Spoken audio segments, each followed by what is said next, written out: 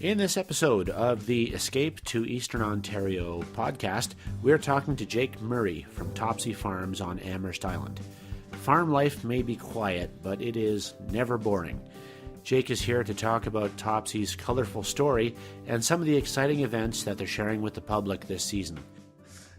So, Topsy Farms started in 1972 as a hippie commune, and it's been a wonderful, open, and engaged place ever since. It's a spot that welcomes freaks and hairy beasts of all sorts and makes no judgment, and it's a kind of a magical realm where we accept each other's faults, failings, and foibles, and we kind of build each other up, and we're definitely stronger than our parts. Yeah, that's really awesome. I was especially taken by a picture you guys posted recently. I think the year was 1971, and it shows all the original founders there in varying stages of undress and dress. A couple of them are shirtless and just hanging out by the farm there. Kind of shows the spirit of the place there when it first got going. Yeah, that's one of my favorite pictures. And it's the barn is still there, and we're actually thinking about recreating that picture with the people who are here now. Oh, awesome. Some of the original members, my dad included, is still here, and a lot of the people in that photograph are sort of close family friends who come and go, and I think we'll always have a special connection to this place. I would love to interview your dad because he sounds just like Peter Zosky from CBC. I don't know if you remember Peter Zosky. He's got this deep, I beautiful, remember deep timbre of voice. show. Yeah. So, tell me the story there. And he's gotten grumpy. He's gotten grumpy in his old age. He'd be a great interview. There you go. So when they moved out to the island, what was the whose idea was that, and what's the story behind that?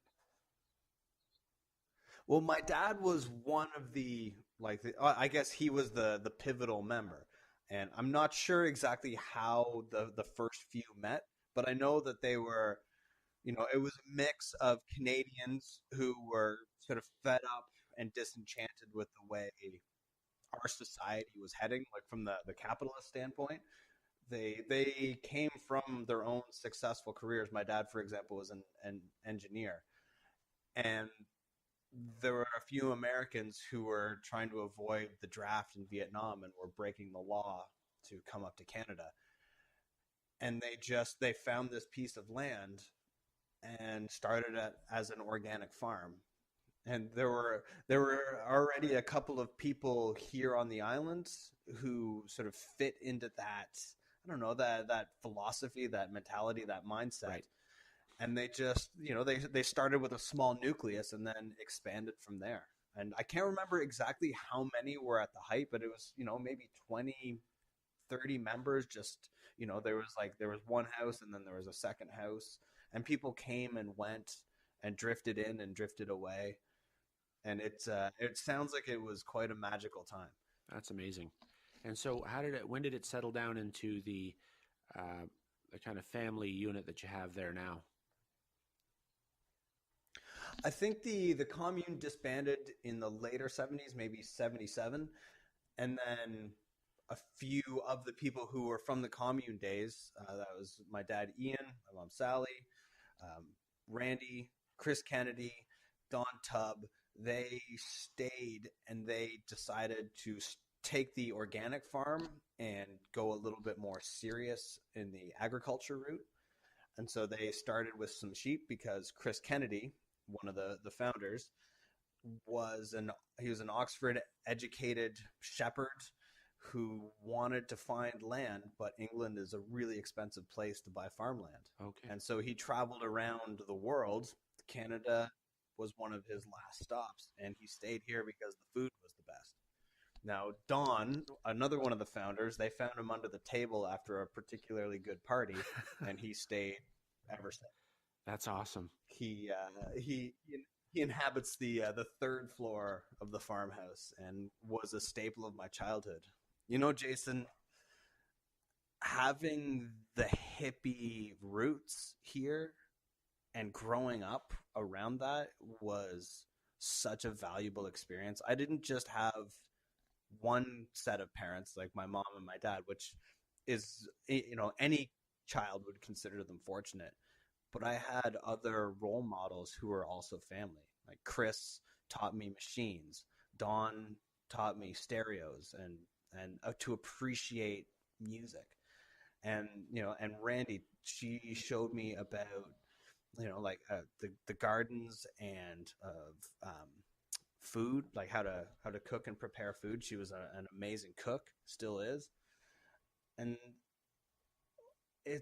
I'm so grateful. They've made me the person that I am today.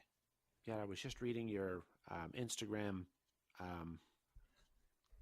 What do we call it? The your biography there, and I was struck by the different things that you've got yourself involved with. The stone wall building, for instance. You're in a band, and you're a shepherd by trade, are you not? Yeah, I apprenticed with Chris for a few years, who's now just retired, and it's actually my brother Kyle who is taking over the formal shepherding role. Okay. I'm taking the the marketing and management of the guest experience, and I know that this podcast is towards like the tourism and experiencing Eastern Ontario, and that's a thing that we are moving into and trying to be an open place where people can come and see the water and sit on the beach and get their clothes smelling like campfire, brush their hair on the trees. We want to be that place where you can come from the city and just unwind, get on the ferry, and have that Zen experience. That's something that, unless you've had that experience, my wife and I go to Wolf Island fairly frequently, and I've naturally been to Amherst Island a couple of times. But until you've taken a ferry across to one of these islands on the St. Lawrence Seaway and stepped off, you don't kind of appreciate the striking difference there is between the mainland and these islands that are just a short skip away. Yeah, there's a saying that we're all here because we're not all there. Like nobody lives on an island by Oh accident. man, And there's a in the way that Topsy was a wonderful collection of freaks and right. weirdos. Islanders, and I think this goes for all islanders. Islanders in general are just a different sort of people. You choose to give up certain comforts of society in order to gain a tighter community. Right. I think that's the best way I can articulate that. It's something that needs to be experienced. It's kind of hard to explain, eh? Yeah, it is, but I would like to share that experience. And being a place of open acceptance is something that the farm has always been. One of my first jobs was giving tours to people in the lambing barn. Like I was 5, 6 years Oh old, and wow. I was showing people from the city, how lambs are born and teaching them how to pet a lamb or feed one a bottle. Like we're now meeting the kids of those kids. Oh wow. And man, oh man, that is a really good life. And I want to keep that going. So that reminds me that I wanted to ask you about the Adopt a Lamb program. First of all, how many sheep do you have on the farm these days? Right now we have somewhere in the 650, 700 sheep Okay. range. Somewhere in that neighborhood. We're going to very soon do the shearing, and so we'll have an exact count. Right. So you're not even sure. You can keep counting. No, well, you fall asleep when you try to count them. It's kind of notorious. That's fantastic. And so, what's this Adopt a Lamb So yeah, program exactly? so what this started as is every year there are going to be lambs who can't be taken care of by their mom. That's just a fact of nature. And because they're out in the fields, they're born on pasture, they grow up on pasture, they spend their lives on the grass and under the trees, but it can be it can be a tough existence. And so if there's a lamb that isn't being fed without without human intervention, it's going to die. And so we don't want that. So we take it from the field and bring it home and then train it on a bottle. We use the stubby beer bottles with rubber nipple and milk replacer formula. So you've hand feed these lambs from the time that they're born, and they think that you're mom. So they follow you around, and they know your voice, and oh man, it's one of the sweetest things. And so it's always been kind of a hassle, even though it's a wonderful experience. It's a lot of work, and it costs a lot of money, and it's a lot of human hours invested in that. And so it's always been one of those things on the farm that we did, but you don't really get anything back from, aside from knowing that you've done a good job, which is not nothing, but the TD Bank can't be paid with that. Right. So the adopt a foster lamb idea started with the idea of how do we take this thing that is a financial loss and try to at least have it break even. And so what we started doing was putting it out there to our network. Would you like to pay a small fee? And in return, you get to be the one who names a particular lamb. And you get a little backstory about it, where it came from, maybe how old its mom was. And then you can come and have private time with your baby and feed it and learn how to take care of it. The lamb stays on the farm, but that experience becomes a shared experience. And so I think people get a lot of value out of that. There's a lot of therapy that goes into saving a lamb's life because you're using love. You're saving its life with love. And that is an equal exchange, because I don't know about you, Jason, but I certainly have my ups and downs, and you can't be in a bad mood when you're holding a little baby lamb and giving it a bottle and holding it. The one time I came out to visit, hang out with Sally there, she had a couple of lambs in the yard there just penned in. And yeah, you're absolutely right. One of my favorite pictures there from the trip was just feeding the lamb. It's an experience you can't forget.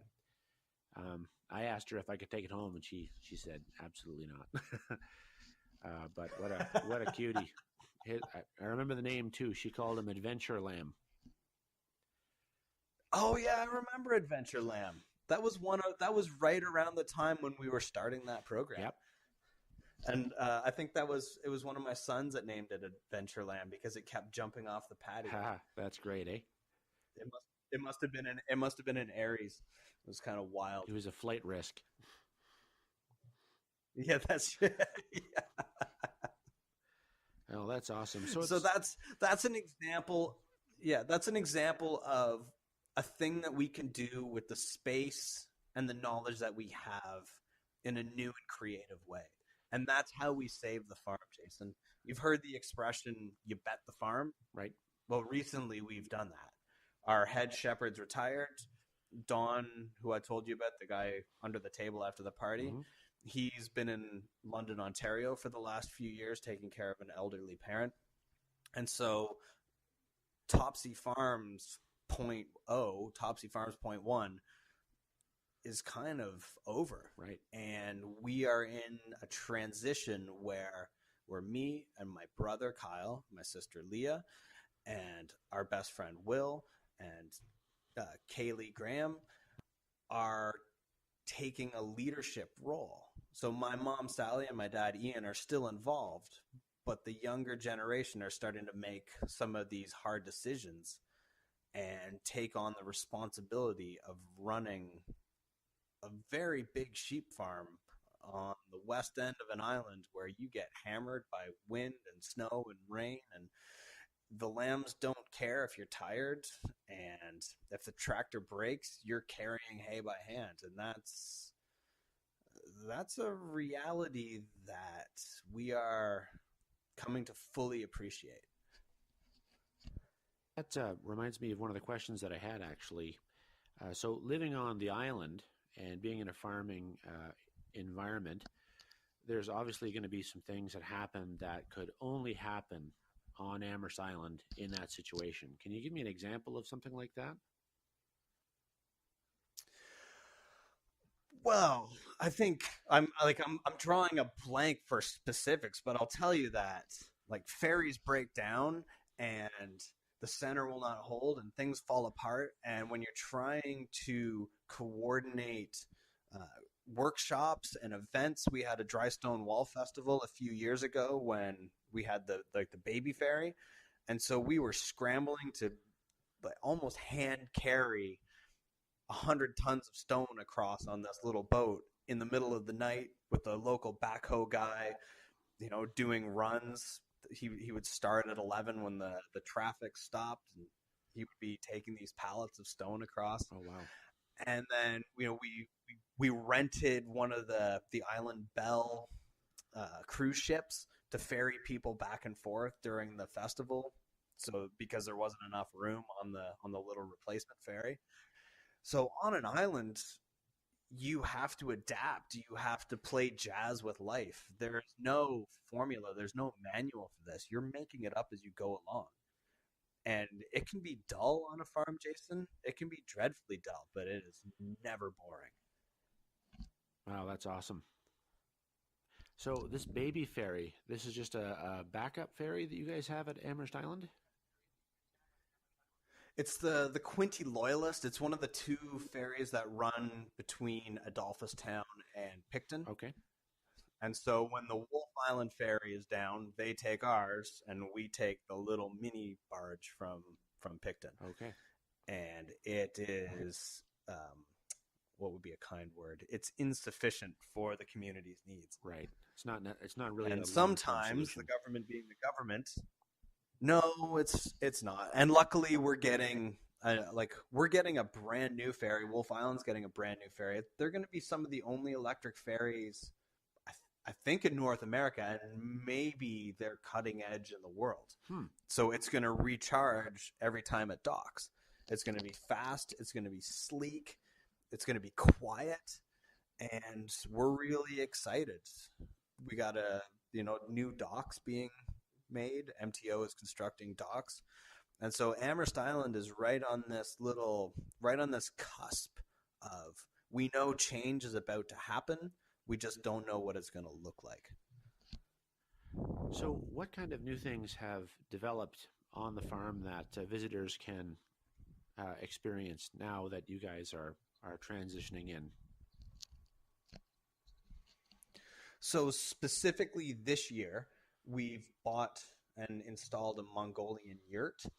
So one of our first things is to have people stay in small groups, couples or small groups of like as a family, for either a day or a weekend, or for the summer if they wanted to rent it the whole time. And then from there, they can access the 6 kilometers of woodland trails that we've cleared over the years, going out and collecting dead firewood.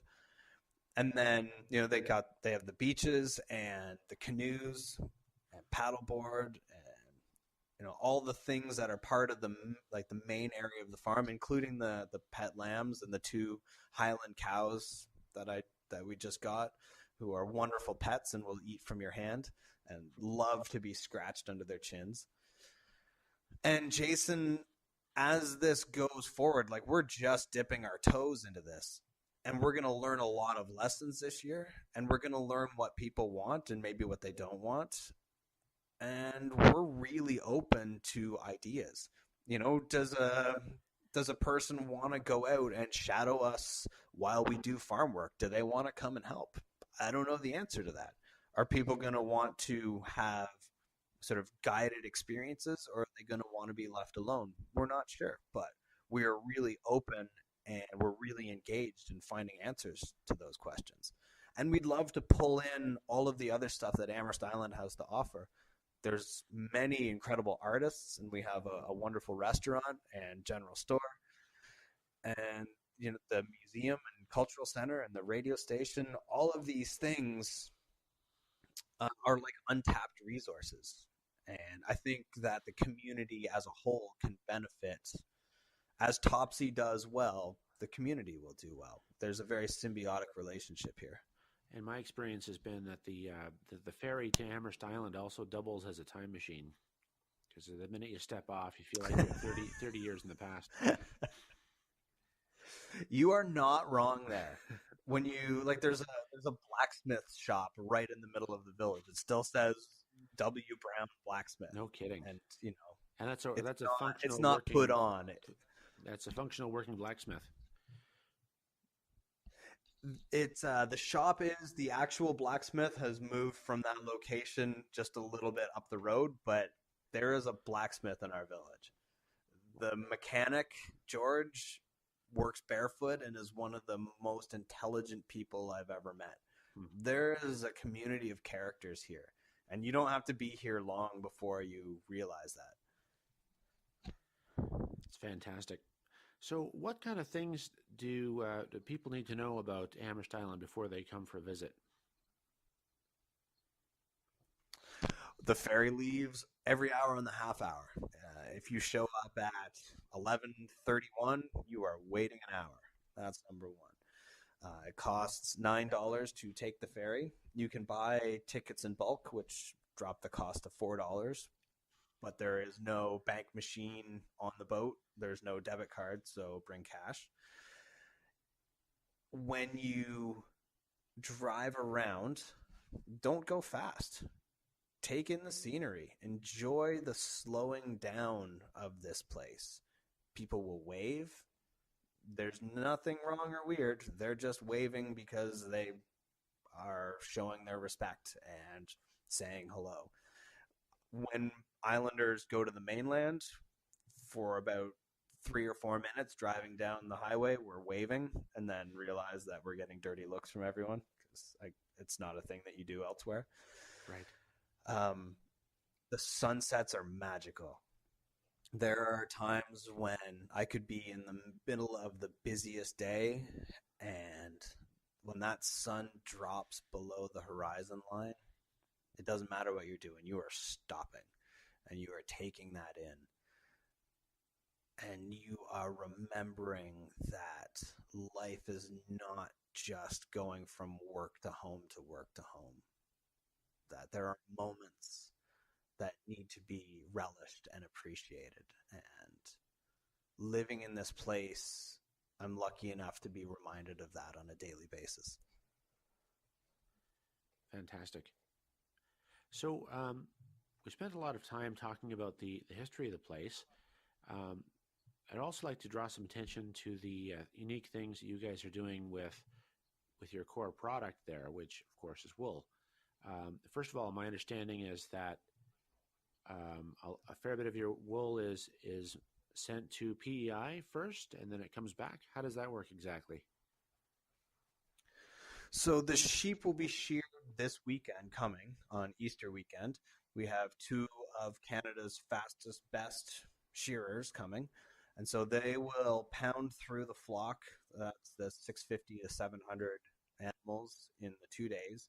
Shearers work harder than just about anybody else on earth. They burn through the amount of calories that an ultra marathon runner would go through, and then they get up and they do it the next day.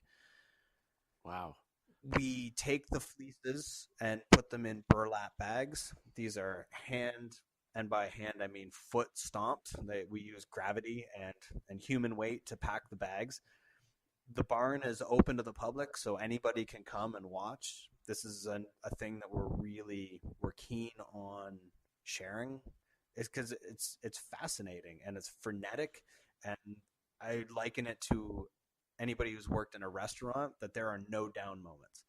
If you got time to lean, you got time to sweep. And so there's always chaos, but it's this kind of controlled chaos where you're never really sure at what moment everything's going to go to hell. Sometimes the sheep will break out of their pen and just go charging down the middle of the barn. And so, we drop what we're doing and we take control and put it to the area where it's supposed to go. And so then those 700 fleeces will be put on a truck and joined with some other Ontario wool, which head out to Prince Edward Island to one of the oldest mills in North America and one of the only mills that can do this kind of capacity. And so they take the raw wool and they wash it with gentle soaps in a gentle manner. So the fibers aren't broken. When people think of wool, they often think scratchy. Our stuff doesn't come out like that because like the big commercial places will take all these harsh detergents, put it in the pot, beat the heck out of it, and then all the fibers get broken, and that's what pokes your skin. Right.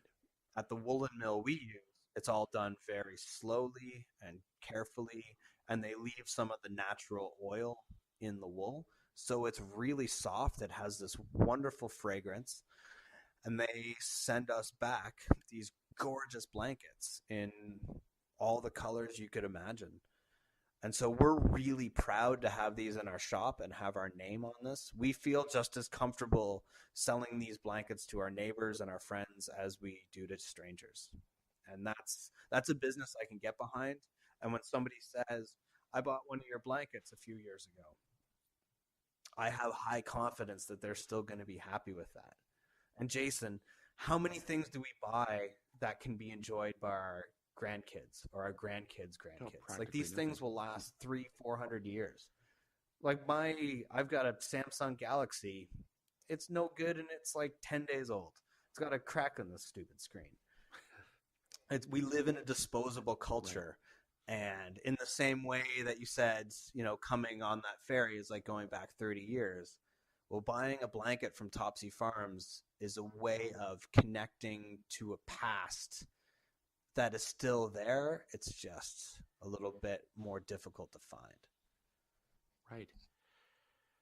So when I was talking to Sally as well, she's mentioning to me some surprising things about how wool blankets are used or wool products are used. Some things that I certainly hadn't thought of. You care to talk about that a little bit? Well, it's naturally fire retardant, so you can use it. You can use it anywhere where there would be an open flame. You could use it as like they have fire blankets in case of emergency. You use it in a clinical setting because there's no like with hospitals and things like that. We have rugs that will reduce or eliminate bed sores. The wool it naturally breathes, so in the wintertime it's warm, but in the summer it's cool, and you can't get that with synthetic fabrics at all. Would you share some of the other things that my mom told you about, and maybe I can speak to that more directly? Sure. Yeah. No, I understand that you have a thriving market to the Harley Davidson community as well. Oh yeah, great. In that same way that they're good for preventing bed sores, they are very good from preventing monkey butt on a motorcycle. Awesome. Right. So there's a lot of information about the many uses for wool, and probably I guarantee that you'll see something on their website that will surprise you. Topsy has gone to a lot of trouble. You can stick it between your toes. Yeah. Yeah, you can use it for, like, the birds will take it and use it to line their nests.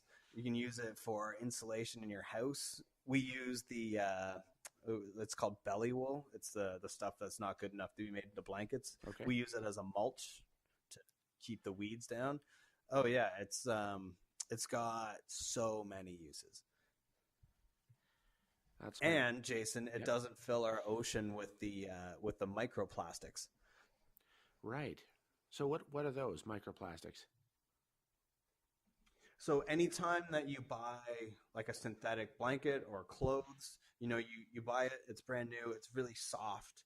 And then once it's washed the first time, those synthetic fibers start to break down and they go into the drain. And when it drains into the city system, it goes through the purification process and back into, like in anywhere around here, it goes back into the lake. but all those what they call microplastics also get put back into the lake. And then fish eat those, and then they die. Or birds eat the fish, and then the birds die. And so there are countless photos on the internet of fish that are just bloated with what are called microplastics. And all of these come off of blankets and clothing and any textiles that are made with non-natural fiber. You don't get that from cotton and wool. Right. So it's a great answer for those who are thinking about moving towards things that, first of all, don't end up in a landfill, and also don't harm the environment with these microfibers. Oh yeah, it's like I said, it lasts so long. And so anybody who's concerned about living sustainably should take a good long look at buying wool. It's not scratchy, not if it's bought from a place like us, and you're saving the environment by getting away from the petrochemicals and the microplastics. It sounds like a wonderful It's a opportunity renewable to, resource. it also sounds like a wonderful opportunity to remind our kids about what a farming environment, a farming concern is operated like as well. Get people to think about where their food is coming from. Yeah, and this is a place where we believe in the things that we say. It's not just marketing. You know, when we say that we honor the land and the animals on that, it's not a line. Like, we get up in the morning thinking about how do we make the land better and the animals on it healthier and happier. We have this thing called the Sheep Happiness Index, and that means with any given field that they're in, what are they getting shelter there? Is there shade? Is there a good source of fresh water? Are there things that they can scratch their backs on? You know, there are a lot of sheep operations and feed mills that keep their animals indoors all the time. And it's very convenient for the farmer, but sheep with their heads down eating grass, eating green grass, is the way that they are in their happiest place. It's the sheepness of the sheep, and that's what we believe in. That's fantastic. Well, where can people find out more about you, Jake? Okay, so Topsy Farms is topsyfarms.com. Very easy to find. If you're on any of the socials, Twitter, @Topsy Farms, Instagram, Facebook, Grinder, we're on Tinder, swipe left for Topsy Farms. Like, we're everywhere. That's what it is, right? It's swipe left. I don't know. Oh, you got me, man. I can't remember. Two middle-aged guys talking about Tinder. You're trying to trick me. I'm not going to fall for that. This is high class. This is high class audio right here. There you go. Absolutely. But yeah, if you look for us, we will be there. And so right now you have the lambing is going on, and pretty soon the shearing is going to start.